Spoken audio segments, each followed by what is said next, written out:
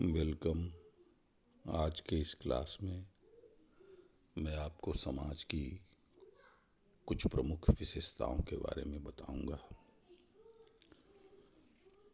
समाज और उसकी प्रकृति को स्पष्टता समझने के लिए हम यहाँ उनकी कुछ प्रमुख विशेषताओं पर विचार करेंगे, जो इस प्रकार हैं।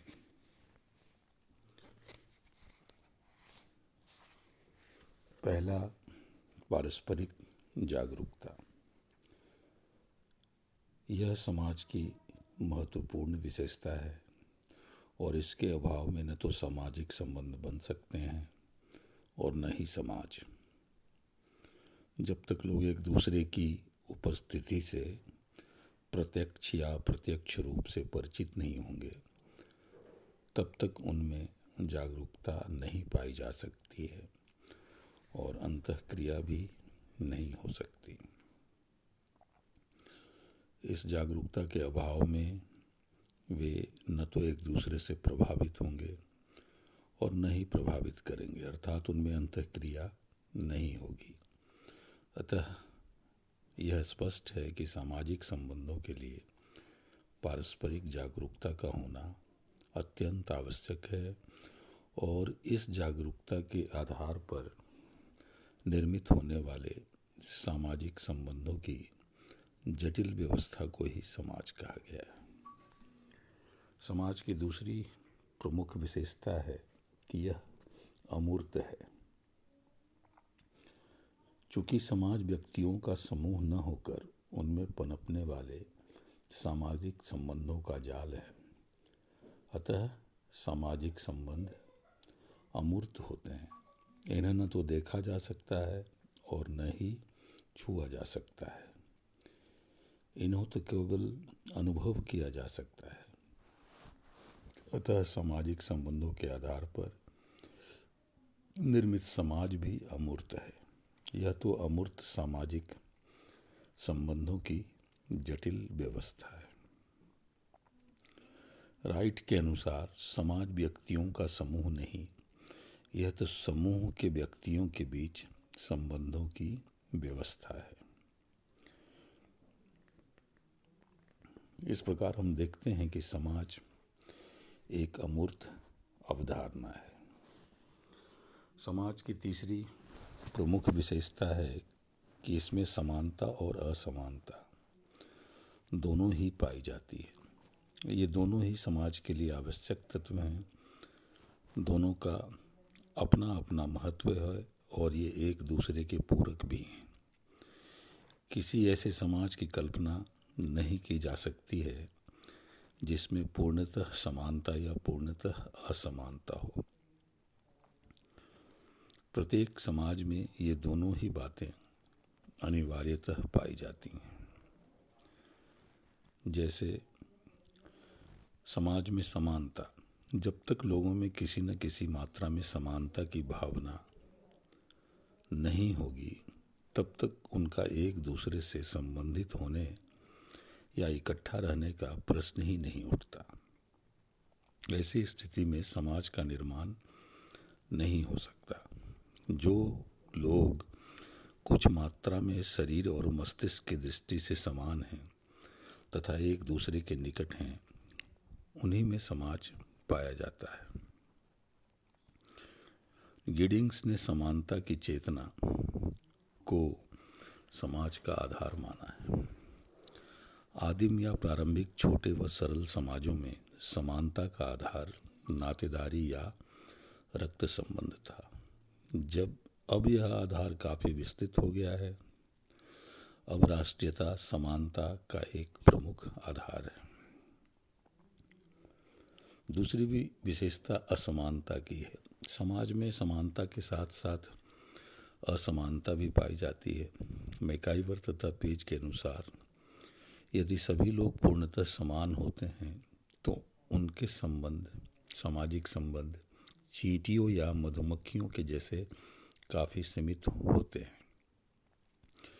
ऐसी दशा में उनमें आपसी लेन देन या पारस्परिक आदान प्रदान बहुत कम होता है।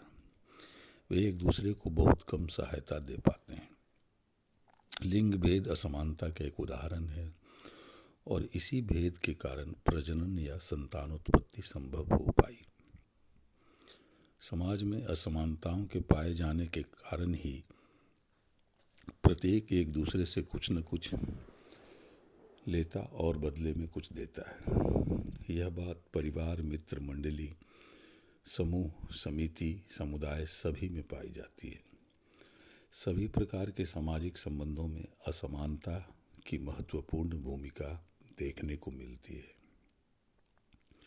समाज में कई प्रकार की असमानताएं पाई जाती हैं, जैसे लिंग भेद, शारीरिक बनावट संबंधी भेद, स्वभाव या प्रकृति संबंधी भेद, रुचि, योग्यता या क्षमता संबंधी भेद। वर्तमान में असमानताओं के बढ़ने का एक प्रमुख कारण विशेषीकरण की प्रक्रिया भी है।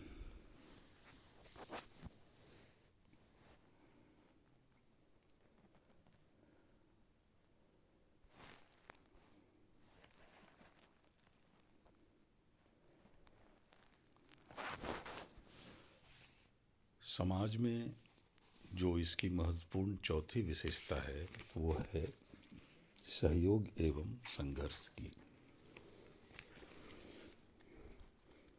प्रत्येक कार्य या उद्देश्य की सफलता का आधार सहयोग ही है। पारिवारिक, राजनीतिक, आर्थिक, धार्मिक आदि क्षेत्रों में हर समय सहयोग देखने को मिलता है। सहयोग के अभाव में न कोई परिवार अपने इच्छित लक्ष्य को प्राप्त कर सकता है और न ही कोई राजनीतिक दल। चुनावों में कई राजनीतिक दलों की हार का एक प्रमुख कारण उनके सदस्यों में सहयोग का अभाव होता है। किसी भी कार्य में सफलता सहयोग पर ही निर्भर करती है। सरल, छोटे एवं आदिम समाजों में प्रत्यक्ष सहयोग और आधुनिक, जटिल और बृहद समाजों में अप्रत्यक्ष सहयोग की प्रधानता पाई जाती है। संघर्ष, जहाँ तक संघर्ष की बात है, यह सहयोग के साथ साथ देखने को मिलता है। संघर्ष का प्रमुख कारण शारीरिक या वैयक्तिक भिन्नताएं, सांस्कृतिक भिन्नताएं, विरोधी स्वार्थ या स्वार्थों का टकराना एवं तीव्र गति से होने वाले सामाजिक परिवर्तन है। व्यक्ति व्यक्ति के बीच रुचि, स्वभाव, चरित्र, व्यक्तित्व, रहन सहन, वेशभूषा, आचार विचार संबंधी भेद पाए जाते हैं। इसी प्रकार लोग अलग अलग धर्मों, संप्रदायों या मतांतरों से संबंधित होते हैं। एक समाज और दूसरे समाज की संस्कृति में भी अंतर पाया जाता है। साथ ही लोगों या समूहों के एक दूसरे के विपरीत स्वार्थ भी होते हैं, अर्थात कई बार उनके स्वार्थ आपस में टकराते हैं। सामाजिक परिवर्तन की तेज गति के कारण ही व्यक्ति और समूह कई बार बदलती हुई नवीन परिस्थितियों के साथ समायोजन या अनुकूलन नहीं कर पाते। वे विभिन्न प्रकार के भिन्नताएं, स्वार्थ एवं सामाजिक परिवर्तन संघर्ष के लिए मुख्य रूप से उत्तरदायी हैं। मानव समाज में सहयोग के समान संघर्ष भी मानव सभ्यता के विकास के प्रत्येक स्तर पर देखने को मिलता है। समाज में अन्योन्याश्रितता पर आधारित संबंध पाए जाते हैं। अन्योन्याश्रितता समाज की एक महत्वपूर्ण विशेषता है। अन्य शब्दों में यह कहा जा सकता है कि अन्योन्याश्रितता समाज की उत्पत्ति एवं विकास में एक आधारभूत तत्व है। वास्तव में मानव जीवन, सभ्यता एवं संस्कृति तथा उन्नति का यह एक प्रमुख आधार है। समाज सामाजिक संबंधों की जटिल व्यवस्था है और विभिन्न प्रकार के सामाजिक संबंध एक दूसरे पर निर्भर हैं। मनुष्य को अपनी प्राणिशास्त्रीय या शारीरिक, आर्थिक, राजनीतिक एवं सांस्कृतिक आवश्यकताओं को पूरा करने के लिए दूसरों के साथ सामाजिक संबंध स्थापित करना और उन पर निर्भर रहना पड़ता है। आदिम से आदिम और छोटे एवं सरल से सरल प्रकार के समाजों में भी व्यक्ति को यौन संतुष्टि, शिकार एवं जीवन रक्षा के लिए दूसरों पर निर्भर रहना पड़ता है। या पड़ा है। आधुनिक जटिल समाजों में तो श्रम विभाजन के बढ़ने से मनुष्यों और साथ ही समाज के विभिन्न अंगों की एक दूसरे पर निर्भरता और भी बढ़ गई है। समाज के प्रारंभिक रूप अर्थात परिवार में विभिन्न सदस्यों के बीच आवश्यकताओं की पूर्ति के लिए पारस्परिक निर्भरता स्पष्टतः दिखाई पड़ती है। आज तो जीवन के सभी क्षेत्रों में पारस्परिक निर्भरता या अन्योन्याश्रितता देखने को मिलती है। समाज की अगली महत्वपूर्ण विशेषता है कि यह परिवर्तनशील एवं जटिल व्यवस्था है। समाज की एक अन्य जो महत्वपूर्ण विशेषता है वह यह है कि यह परिवर्तनशील है और यह जटिल भी है।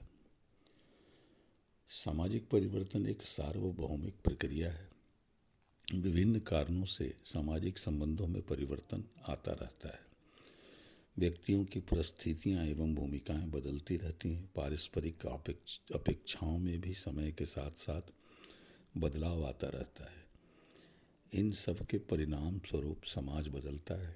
समाज की सामाजिक संरचना में परिवर्तन आता है। कोई भी समाज आज ठीक वैसा समाज नहीं है जैसा 1 वर्ष पहले था या 1000 वर्ष पश्चात होगा। भारत की वैदिक कालीन समाज आधुनिक समय के जटिल औद्योगिक समाज से काफी भिन्न था। स्पष्ट है कि समाज सदैव परिवर्तनशील है और साथ ही यह एक जटिल व्यवस्था भी है जो अनेक प्रकार के सामाजिक संबंधों से निर्मित है। एक ही व्यक्ति सैकड़ों व्यक्तियों से प्रत्यक्ष या अप्रत्यक्ष रूप से संबंधित होता है। संबंधों के आधार पर ही उसकी परिस्थिति एवं भूमिका निर्धारित होती है। साथ ही व्यक्ति अन्य व्यक्तियों की अपेक्षाओं को ध्यान में रखकर व्यवहार करता है। जब एक व्यक्ति अनेक प्रकार के सामाजिक संबंधों में बंधा होता है तो निश्चित तरीके से एक दूसरे के साथ संबंधों एवं अपेक्षाओं को ध्यान में रखकर व्यवहार करता है। तो लाखों करोड़ों व्यक्तियों के सामाजिक संबंधों, उनकी परिस्थितियों, भूमिकाओं और पारस्परिक अपेक्षाओं के आधार पर निर्मित होने वाली व्यवस्था निश्चित रूप से जटिल होगी। इसमें किसी प्रकार का कोई संदेह नहीं है। और समाज की जो एक और महत्वपूर्ण विशेषता है वह यह है कि यह मनुष्यों तक ही सीमित नहीं है। समाज केवल मनुष्यों तक ही सीमित न होकर पशुओं में भी पाए जाते हैं।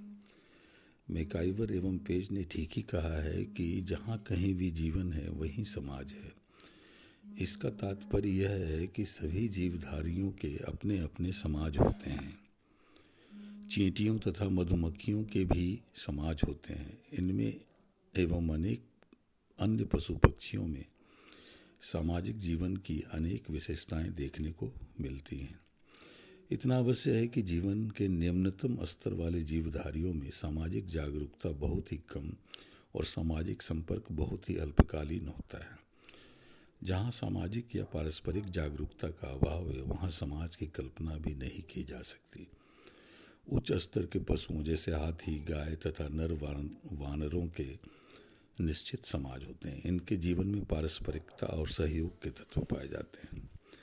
अपनी प्रकृति या स्वभाव संबंधी आवश्यकताओं, जीवन रक्षा तथा अपनी जाति को पीढ़ी दर पीढ़ी बनाए रखने की इच्छा के कारण पशु पक्षियों में समाज की उत्पत्ति एवं विकास होता है।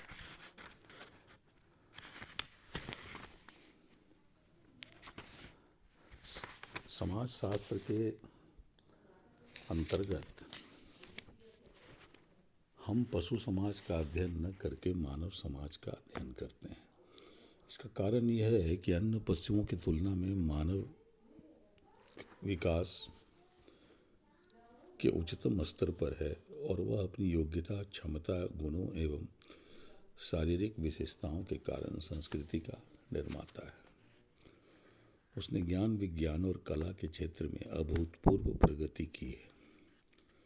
उसका अपना समाज, सामाजिक संगठन और सामाजिक व्यवस्था है।